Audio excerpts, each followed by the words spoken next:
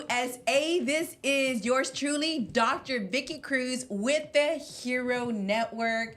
And today's episode, we have not just one, but two amazing organizations doing amazing things, okay? So, what I want to talk to you about is the wonderful things that happened last week. Juneteenth. Juneteenth was the most united I've ever felt this year. I was over at the Community of Faith Church and was able to teach the Hero Plus to the youth out there, and to just listen to our future leaders gave me so much hope. I mean, I was just so touched by the word that Bishop Dixon, and if you guys have an opportunity, visit the Community of Faith Church, listen to the words that came out of the whole Juneteenth empowerment, and I'm telling you what, I felt more whole, more united as one, and so I just cannot wait to just see what God is going to do through just the community, especially here in Houston. I've always said this: if we change Houston, we will change the nation. And Houston has what it takes to make it happen. Houston, we are more than just a solid community base. We are people who are dedicated, who are compassionate. We are people who we just life. We are life, and we can do this together, Houston. So it's not about problems, it's about the solution. So here at the Hero Network, we are about educating, about empowering Houston and the nation, okay? So listen up. I'm gonna introduce to you someone who is making strides, moves, working with children, just as passionate. So it's so important. Where passion meets passion, we get more ignited to fuel that. And so today, we have someone who you all have to follow, listen up, and I'm gonna introduce you first, our first guest, all right? Our first guest. Check it out, listen to the great things he's doing. Percy Kennedy, how are you today? I am very well, thank you. Thank you for being here on short notice too. Yes. And talk to us first about the name of your organization is Voices of the Fatherless. Yes. What inspired that? It's a God thing. I was in my 20s. I was really asking God, what is my plan and purpose? And just going through that journey as I was embarking upon that, it wasn't a time I would pick up the Bible and not see the word fatherless. Mm-hmm. And just really to realize and recognize that God is the father to the fatherless. Amen. And about that time, I heard a message from Derek Prince, who was a guest speaker at my church, and he was talking about orphans, widows, the poor, and the oppressed. And it said, God cares for them. Do you? And that message captured my heart. And Correct. then from that moment on, I just really had a heart and desire to reach out to specifically the youth that were growing up in homes without fathers. And we started taking boys to Top Golf every Sunday and just using golf as a vehicle to connect with them and giving the single mom a break for that day. And we just really had a great time just connecting with them, just hearing their stories and hearing their testimonies. When did you start that? It was back in 2014. 2014. Yes. So it's been 11 years. Yes. Awesome. And so now, I mean, you guys are making other great strides, but let's go back into the mission of it. So you're working with the incarcerated children. And so what different programs do you offer? I know you're doing some acting and what have you. What all have you done? So the Voices of the Fatherless has evolved from working with youth. Now we're working with the fathers of the incarcerated children. Although the mentors are good for the children, at the end of the day, they really want a relationship with their own dad. So in 2016, we started a partnership with the National Fatherhood Initiative, teaching a program called Inside Out Dads. And the Inside Out Dads program is a 12-week program where the men in the prison learn skills and resources on how to connect with their children. And a big part of that is writing letters. And so the letters that they wrote to their children is now part of the book, Voices of the Fatherless. And our goal is to get this book in the hands of youth at risk so they can learn from men who are on the wrong path, who follow the wrong path. And we ask these men, if you were to communicate a message to yourself, if you were your younger self, or a message to your child, or a message to a youth that's on the wrong path, what would that message be? And it fell into 5 areas. They wish someone would have talked to them about God, faith. The second part, respect for authority. Wish someone would have told them the importance of respect for authority. Learning how to express their emotions in a healthy way. And then the last one, education, the value of education. And you look at that, faith, friends, respect for education, and emotions, it spells free. And so those lessons, we want to break that cycle of incarceration and give youth an opportunity to learn from these men's experiences so they can be free from the prison system. Or not just free from the prison system, but free in their mindset. Exactly. Right? Free and giving them the hope that they need in their minds. And so that's amazing. And so now I know that fast forward, and you have your son that's involved too that couldn't make it to the show. Yes. And so he's part of the Ensemble Theater, and in partnership with Prevention Zone, the African American Male Wellness Association, on July 16th, we're inviting them to the ensemble, children of incarcerated parents and at-risk youth, to come to see the play, The Tap Dance Kid. And it starts, opening night is Friday, June 27th, and it'll run all the way until July 27th. However, on July 16th, we're going to buy out the entire theater and turn that into a venue just for youth. They're Wow. going to have that, and they can come for free. And so we're just asking adults to purchase tickets. $50 ticket will allow youth to come spend the day, but it's not going to just watch the musical, because the musical is really emotional. It talks about expressing your emotions. It talks about the father-child relationship, the dynamics of a home. And a lot of these children probably have not been given the opportunity to freely express themselves. So following the musical, they're going to have a program. We're going to feed them. Saladas providing the food. They're going to get t-shirts. They're going to meet the cast. And then there will be different individuals that will communicate messages of hope, give them opportunity, tools, and resources. Dr. Holly Cotton, who's written a book about positive affirmations for the youth, will be there. My good friend Sean will be there sharing his book, Boys Cry Too. And so there's a lot of opportunities for us to give them resources that will help them in their journey so that they don't fall into the pathway of incarceration, and learning to express their emotions in a healthy way. Wow. So we're going to turn this back over to Sean Allison, who is with us too, and he's going to also share his program and the resources he provides. But this is some really good stuff, and I'm going to somehow get a hold of my niece, take her with me. She's 10 years old. Actually, she'll be 10 in November, and invite her over. My dear sister, who just recently, I lost my sister in March, 34 years old, had been in and out incarceration, And, I think that we need all the support as family, because sometimes as family, we wonder, like, what could we have done different? Sometimes at night I lay there and I'm like, Lord, what could I have done different? Because as much as I would tell her, like, hey, get off the social media, don't be doing this, don't be doing that, and trying to guide her, like, don't, and do this and do this and do it this way, and speaking that life into her, that life has to come with an end. That life has to be received. And as we know, the life that we have is only through one source. And we'll talk about that soon. But in the meantime, I need you to meet this another mover and shaker. Okay, and then together we'll get into some conversation to talk more in depth about incarceration and the effects and motivations and what they do and why they do what they do. But Sean, tell us about your book. Okay, Boys Cry Too. And so just to let you know, here is Percy Kennedy's book. It's called The Voices of the Fatherless. So 2 talented men, that are like impacting. And so we're going to hear it from Sean Allison now, Healing the Heart of Manhood, One Boy at a Time. Sean, tell us more about that. Yes, ma'am. Thank you for having me on, too. That book is a permission statement. It's for boys, but it's for men also, for the inner boy inside of them to go back and tell themselves it's okay to cry. Because just think, most boys were conditioned not to cry. I love to give an example.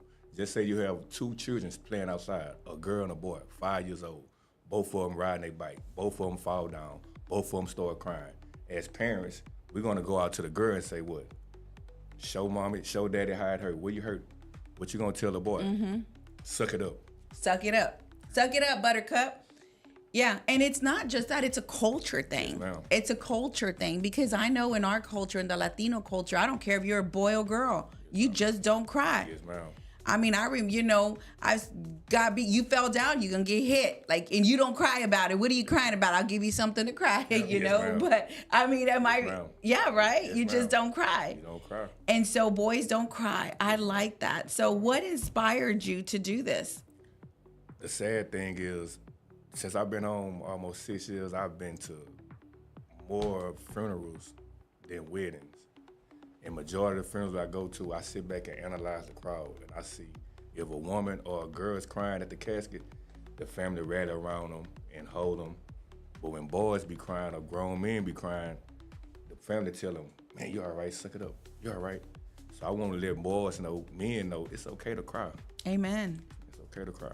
That's right. I mean, there's so much healing in crying, right?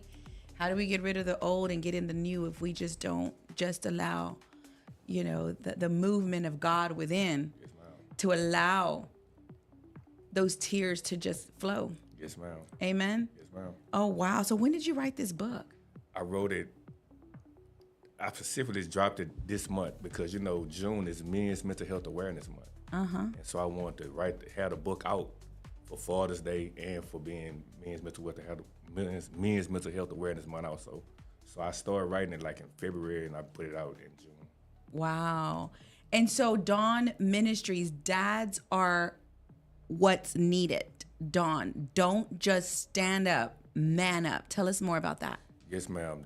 My organization come from the book of Malachi, Okay. 4, 5, and 6, where it said, lest we turn the hearts of the children back to the fathers and the hearts of the fathers back to the children, I'm gonna come and curse the land.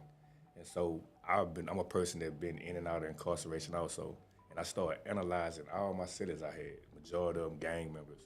And most of them come from fatherless homes. I started thinking about the females that I dated, most of them come from fatherless homes. And so I said, you know what? That's what the world needs. That's what society needs. Dads. Because, it's a lot of emphasis to be placed on mothers, which are important, but fathers are just as important too. Correct. And so they don't need big homies. They need dads. That's right. So it's time for men to don't just stand up, man up. Man up. That's right. Don't stand up, man up. And I know that even if I've seen fathers, especially, in our community, and I'm sure like in all communities, right? I mean, it's just a father thing to like not really express their emotions as well. Yes, ma'am. I know that as I personally have gotten older, and I need to look to see what what statistics say, but how there's not a lot of engagement. What do you guys have to say about that when it comes to, and I'll turn it off to Brother Piercy. Like, what do you think about that when it comes to fathers engaging with children, right? Most of dads are working, they come home tired, they don't want to be bothered, they don't want anything. I mean, how does that affect children? Well, so just a couple of statistics. 43% of the households, or 43% of children in America are living without a father. And that's 2010 numbers, so it's higher now. 85% of youth in prison grew up in a fatherless home. 85%. 85%. And 90% of homeless and runaway children come from fatherless homes. And my fatherhood coach, Cassie Carson, is in South Africa. He made this statement. He had said that fatherlessness is the game of Satan, because he knows that he can pull the man out of the home. He has direct access to reap havoc on the household dynamic. Family is God's design and his plan. And so when we talk about a father being actively involved in life with his kids, fatherlessness does not necessarily mean the absence of a male in the home. Because we think about a fatherless household, a man not being there. You can have a father in the home and still be fatherless if he's not actively involved with his children, doing more than being just a provider. So we just challenge men that are in the homes that your children need you. Great. And a couple of months ago, I had an opportunity to speak with the group, and this is the same thing we happen in prison, and we realize there's a cycle. We ask these men, how many of you have had your father say, I love you? And we got 120 men in the room, and you may have 10 men raise their hand. Now, what's true in prison is also true in the community as well. And just really that little thing, that positive affirmation, saying I love you, teaching a man to break that cycle of not expressing their emotions. So it just takes one man at a time to make a decision. We're going to do something different in our family. Well, and it's just not that though. I mean, imagine them. I mean, we all have gone through that. It's just also what they receive, those fathers that they don't really know how. And it's educating those parents. And I think that's what both of you guys are doing, is being the bridge for parents and children to break the cycle. So we go a little further, even with the men in the prison. We ask this, okay, your dad has never told you you loved him. So we ask this question. And this was challenged to me by a good friend of mine, Cy Allen. He's a pastor in the city. He said, Percy, when was the last time you told your dad you loved him? So as opposed to you expecting you to get something from your father, maybe he does not have that to give to you. Or maybe he doesn't know he needs to. So Correct. Be proactive, reach out. And we tell the men, if your dad's never said I love you, you go to him and you tell him you love him and see what happens. Break that cycle. Absolutely, break that cycle. And it's just not for the boys. I mean, of course, for girls too, because then without without that, so what inspired you to reach? I think when it looks at the statistics, it's just numbers. Correct. And by going into the prison, I was invited to go with Bonnie Taylor, a member of my church, a friend from my church, and to really give voice to it. It's not just a number. This book represents real men, real stories that are impacting real children. And we want to give voice to the issue, because it's just not so much about just talking about it. We want to do something. And the message I was telling you about Derek Prince, it's also a title of a book, Orphans, Widows, Poor, and the Oppressed. And at the very end of the chapter, he said, somebody do something. And everybody's waiting for somebody to do something. Then nobody does anything. Correct. So we need to be that somebody. We need to be that somebody. And it could be as simple as, if you're a father and you have your children at home, look out for a single parent family in your neighborhood. Invite that family's son or daughter to participate in your family. It could just take one. As Sean Book mentioned, we can bring about change just one child at a time. That's right. And so what kind of partnerships have strengthened your mission? So definitely partnering with organizations like Sean, partnering with Prevention Zone. Daphne Jack is the founder of that organization. We're going to the prison. I have a partnership with the National Fatherhood Initiative. They provide the resources. I have a global partner called The World Needs a Father by Cassidy Carson. He's written an amazing resource. I have a partnership with The Father Effect. And this is a documentary, a good friend of mine named John Finch. That documentary is on YouTube for free. It's in over 100 different languages. We just really have these resources and these partnerships and collaborating, because at the end of the day, our missions are the same. And this is the value of networking and partnering together and being able to have a greater impact, because we can do a whole lot more together than we can by ourselves. I know that's right. And that's what we have to do, is be that village, because we just never know. And like Sean just said, I mean, we have to not just stand up, but man up. Yes. Man up. I mean, in a world where, social media is existing, our kids are being more filled. They're not, with just negative thoughts. They're not, being shepherded by dads or being shepherded by anyone. I mean, you have single moms who say, I don't have time to go to church. I don't have time to spend that one-on-one time because I'm working 2 jobs. I mean, we've got to man up for those mothers, And so, Sean, what about you? I mean, where are you at? What's in your mind? I'm just blessed to be here, and I was a father that was incarcerated too, and I went through a program similar to Percy's called Day with Dad, and I'll never forget. I had been locked up probably 4.5 years, and I got a chance to. I was getting visits, but just get a chance to spend a whole day with my daughter, it moved me, and it was during that time that I was like, man, I gotta get out and do something too. And so I go inside the prison to show guys that it's not how you started, it's how you finish.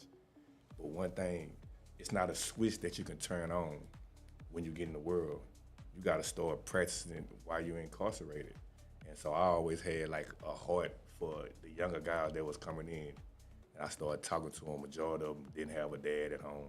And most of them kind of looked at me as they fought. They even tried to hook me up with their moms and everything. And I was like, nah, I don't want to date your mom, but I'll be here to give you that affirmation that you didn't get from your father when you was in the free world. Wow. Wow. You know, it's so impressionable because there's so many people who do come out of prison, you know, and sometimes, you know, what's the statistics of them going back in? Yes, ma'am. It's more than almost 50%. 50%, more than 50%. Yeah. And to know that, hey, you came out to make that difference. What does that make you feel like? It's overwhelming. Because my first book called Breaking the Cycle, and I'm addressing the recidivism problem. And I'm living proof that everything that I wrote in that book is true. I've been home almost 6 years, no run-ins with the police, went to college, I go to college now. Like everything that I wrote in that book. He's not only in college, he's on the dean's list. Yes, ma'am. Ooh, Yes. where are you going? Prairie View. Prairie View. Okay, so are you there too with Prairie View? No. I graduated from Lamar. From Lamar? Yes. Okay, that's okay. No, I just joking. No. Good, great, you know, great schools, both of you guys. And so, what's the next thing? What's the planning? Let's talk more about the tap dance here because I think this is really big because these organizations need your support, and the way we support is through these events here. And so, but there's also ways to support even if you can't make it and you're listening to this and you said, you know what, I want to be a part of that. I'm going to talk about be a part of that. Let's talk about these missions here and, you know, go to Piercy about what is the vision for the next 5 to 10 years for the Voices of the Fatherless. The Voices of the Fatherless, we want to continue our outreach into the prison with the Inside Out Dash program. We currently are looking to implement the class at Harris County Jail. Okay. So go up the funnel a little higher. Okay. And we would like to also start working with schools to partner with doing a fatherhood training. Correct. Treating our young men as potential fathers as they will be. So we want to equip them with tools and resources and look to partner with schools to offer fatherhood training before they get there. Correct. And I think the part of the aspect is making sure that they get permission to heal the father wound. And as we started this class in 2016 in the prison, I have quite a few of the men who were in the program in prison are now being trained, and the goal is for them to go back into the same prison that they were in to lead that class. That would free us, our resources to go into the schools, because I really believe that they went through this process, now they're home, they're becoming productive citizens in the communities. Many of them have started their own business. And just to think about Zach and Thomas and Mike and just a whole bunch of these guys that are just men that went through the program, like Sean, but they're home now and they're being good fathers and husbands, and now they have a desire, now that they've established their home, they want to go back into the prison. So that's the next level, to get these men back into the prison, but this time they're on the other side. They're leading other men through the program that they want. So how many homes are around Harris County, do you know, that take in these men? So these men have their own homes now. I mean, they're back with their families. Okay. And so these are the men that were in the class. We've had over 200 men that graduate from our class. And so now they're home, and we want to train and equip them to go back into the prison. Correct. You know, I mean, wouldn't it be nice? There was an organization called, and it was for teenage mothers who were pregnant. And I'm wondering if there's a home like this for children who have never witnessed. They have a home, and it's called The Life. And it's for teenage women, little young girls who come out pregnant and really have never seen family, have ever experienced what a family lives like. And so what these women, these young girls do, they stay. There's probably not too many, about 15 girls. They'll stay, or young women, mothers, and they'll stay into this home where they're being mothered as well by and parented by just witnessing that.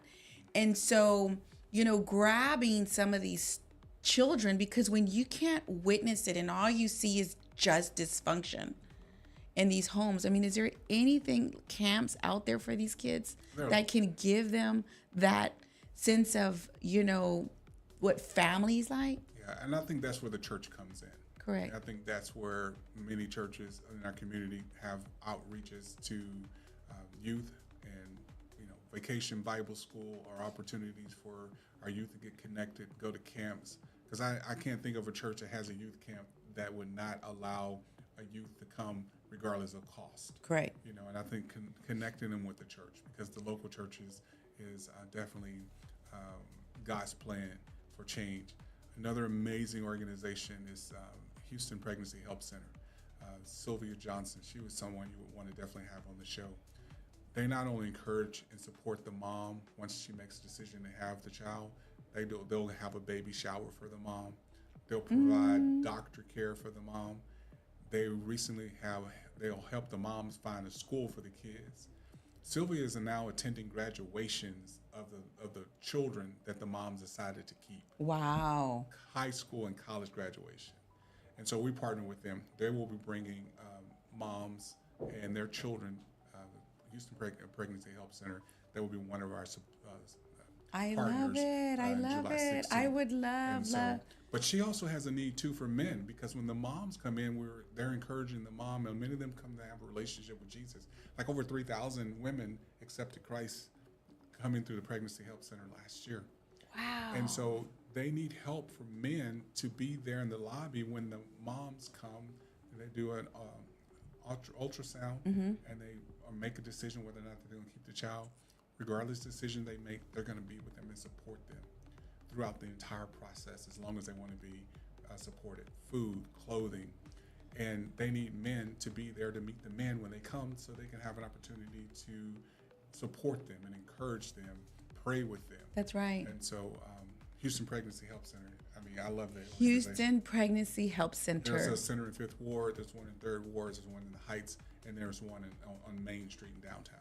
Wow. And you said Sylvia, Sylvia Johnson. She's the founder. She's the founder and executive director. Okay, Yes. wonderful. So yeah, I need to reach out to her and definitely get her on the show. Sure. I would love that. I mean, I know that you heard probably heard my story, but if you haven't, I was 17, at risk. I'm writing my book about that.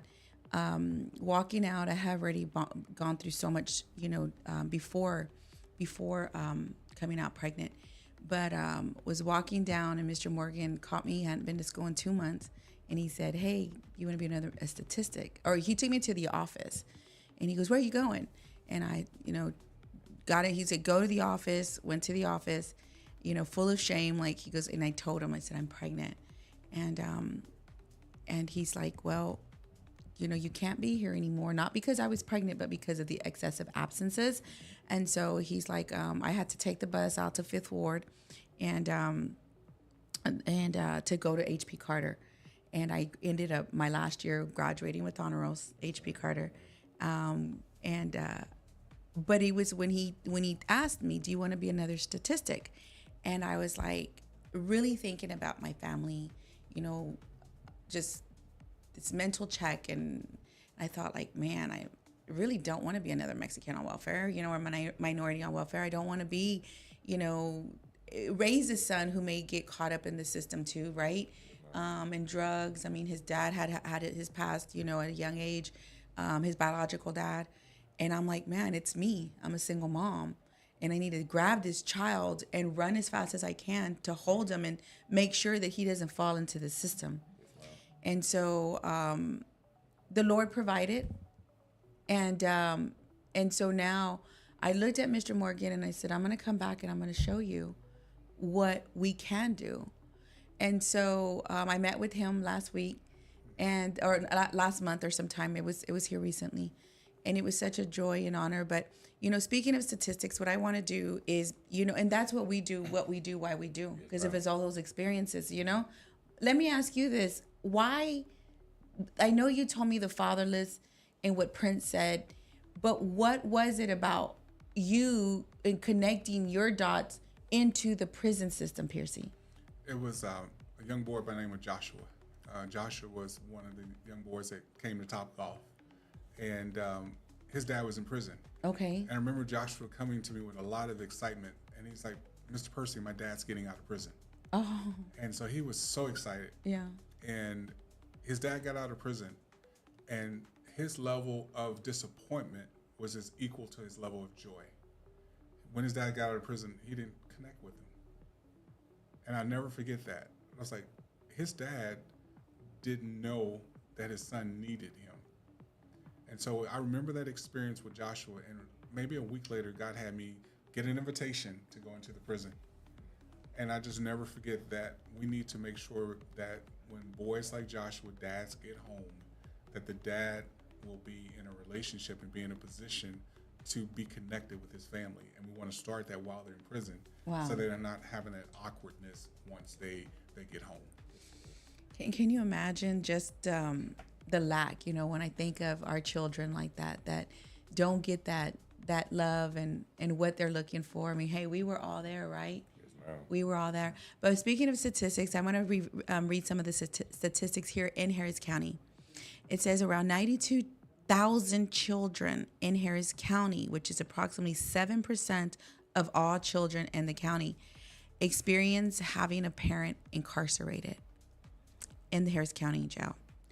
And it says here that in the 2018 intake studies, that 11.1 of detainees answered questions about children during booking. It says here about 49.8% reported being parents or caregivers to at least one child under 18. That is huge. These parents reported caring for total children, 1,736 children, averaging 2.5. Let me go down. This is very interesting. Well, not interesting, but just eye-opening, because we need to work harder. We need to man up, listeners. Women, men, whatever it is. This is where we need to change the trajectory of Harris County, like now, ASAP.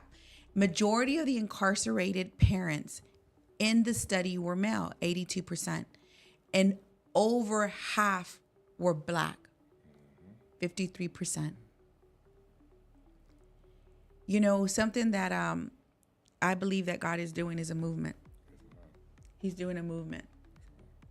And I'm really proud to see, because in this movement, I really see the Black rising up and taking charge, and not just for one, but for all.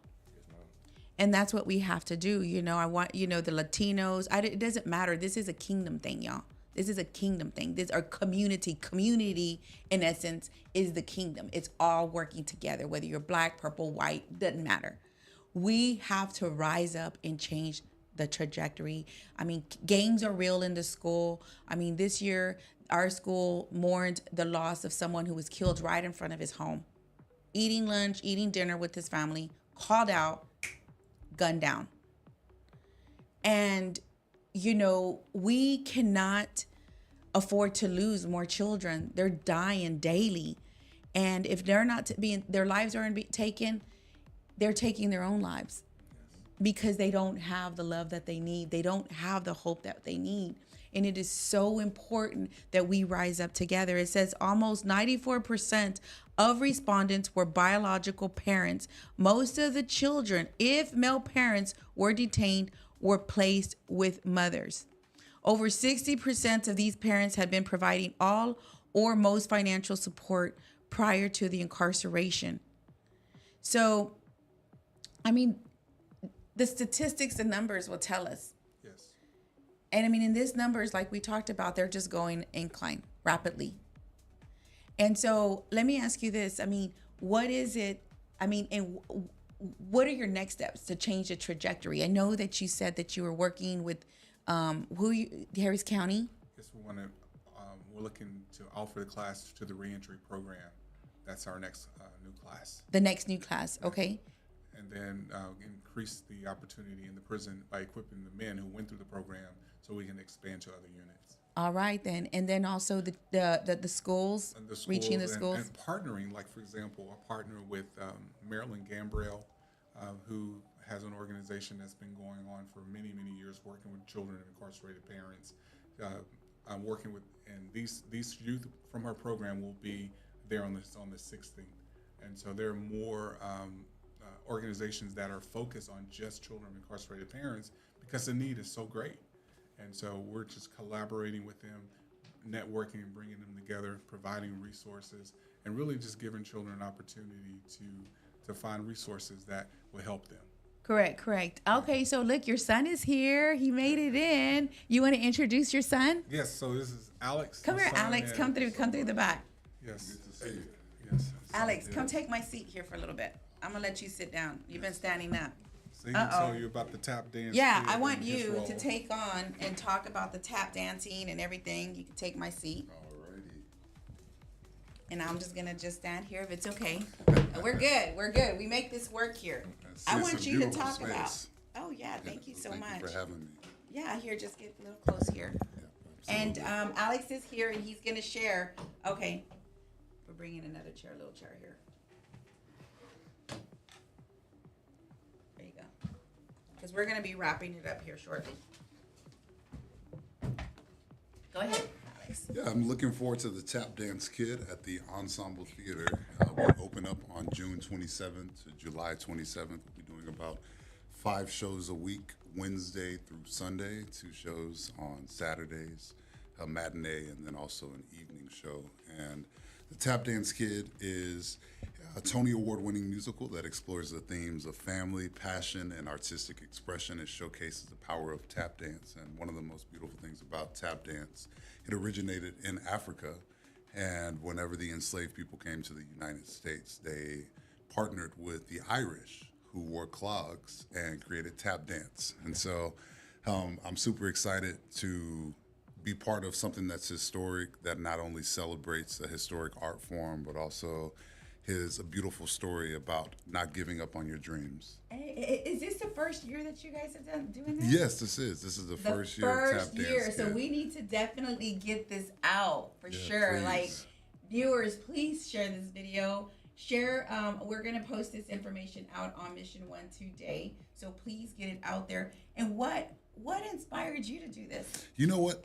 I am so grateful. I'm working with some legends. Our director, Kathy Irvin, Philip Hall, our choreographer, Monica Josette. I'm able to work with an incredible artist by the name of Aldi Lewis, Aisha Ussery, and April Wheat. Just some really incredible artists that inspired me to join this production. And so I have not done a theater production since 2011, the last time I did a theater production. So knowing the people I was going to be working with really inspired me to get back into this production. Nice. And then what about as far as like, one thing that when I see this, there's a program over at the Houston Ballet. I'm not sure if you guys know this, but at the Houston Ballet, they have, they go into schools and they do performance. They do performance. I mean, this would be so nice to grab some of these performances into the schools as well, to teach the children. What do you got to say about that? Isn't that awesome? I let them handle the artistic part of it. Yeah. So, yes. No, wonderful. What else Sure. would you guys like to share with the audience? I mean, if you look at that camera here, Piercy, what is it that you want to share with the audience, your needs, how to get a hold of your organization? Yeah, by all means, voicesofthefatherless.com or Prevention Zone Inc. are 2 websites. You can learn more about our program and services. Where I was looking for men and women to join. If you just need resources, if you're struggling as a family member that's in prison, we come alongside families that are struggling. If you have a family that's going through the criminal justice system and you just need help, you don't know what to do next, we do have resources to help you in that journey through the Prevention Zone, and they will partner with you. If you feel that you had a family member that's wrongly convicted, there's resources available in partnership and opportunity. So those websites are all there. And by all means, look for July 16th, opportunity at the Ensemble Theater, and buy a ticket. And you purchasing a ticket supports us to be able to bring a child of incarcerated parents or an at-risk youth to the event at no cost. Awesome. I need to get some of that information on the wrongfully convicted. I work with several, have worked with people, and right now there's a case, but we'll talk about that later. I need that information. You guys listen. And what is your website? PreventionZoneInc.org.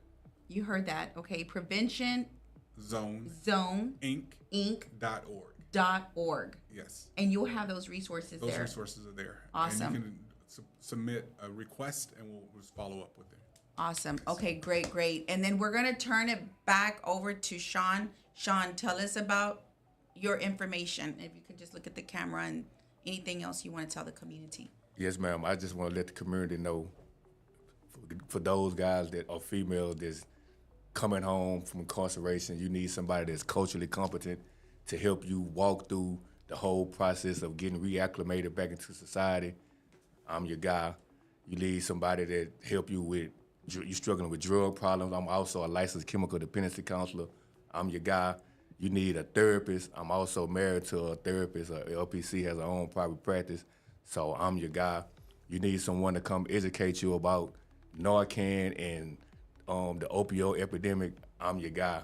So you just tap into dunministry.org, and like I said, boys do cry too. You need help on how to break the cycle of recidivism.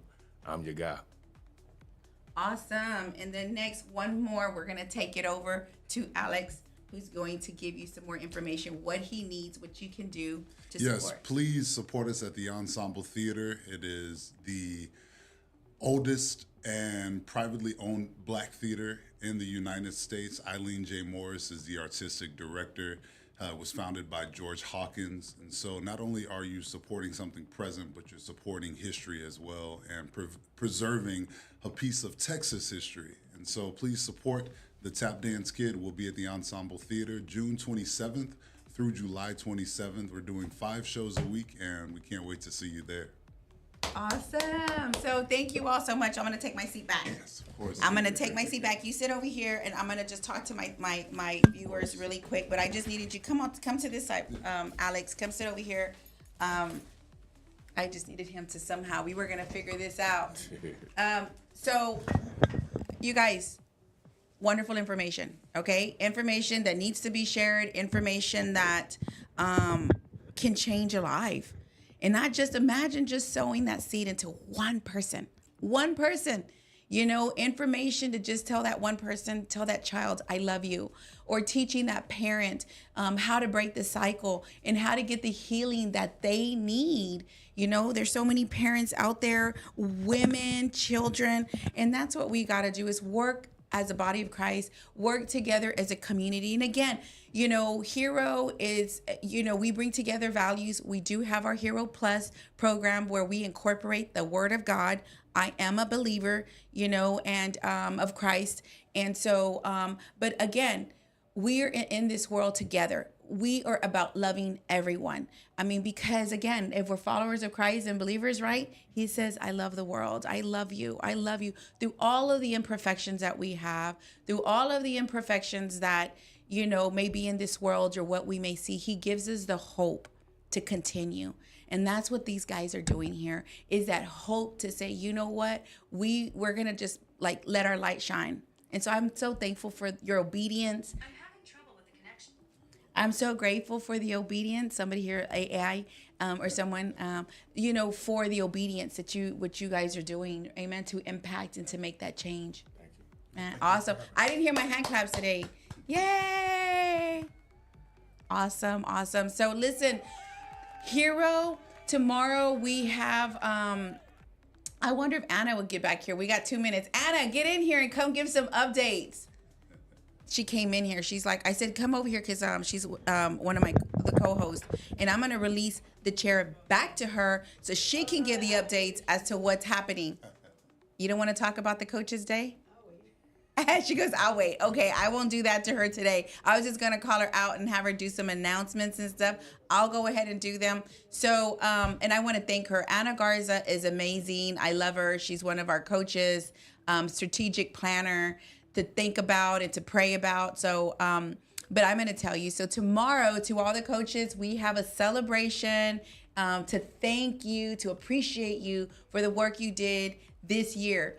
And also, We have upcoming this Saturday. We'll be over at the Church Family of Hope. There's an event. There's a couple of events happening. We're going to post that out there as well, so you can join us for the youth. Okay, this is summertime. They're on break. Be sure to bring them out. There's a free event here for children on July the 17th? 16th. July 16th. Free event. Bring your babies 10 and over. And then hook up with me. You know, if I have some tickets for the zoo, tickets for maybe the museum. I found a couple. And some passes for Peter Piper's. So I do have some Peter Piper's pizza for those that are listening. So until then, thank you all so much for watching. We love you. We appreciate you. Share this video, okay? And there's more to come. More to come. Love you.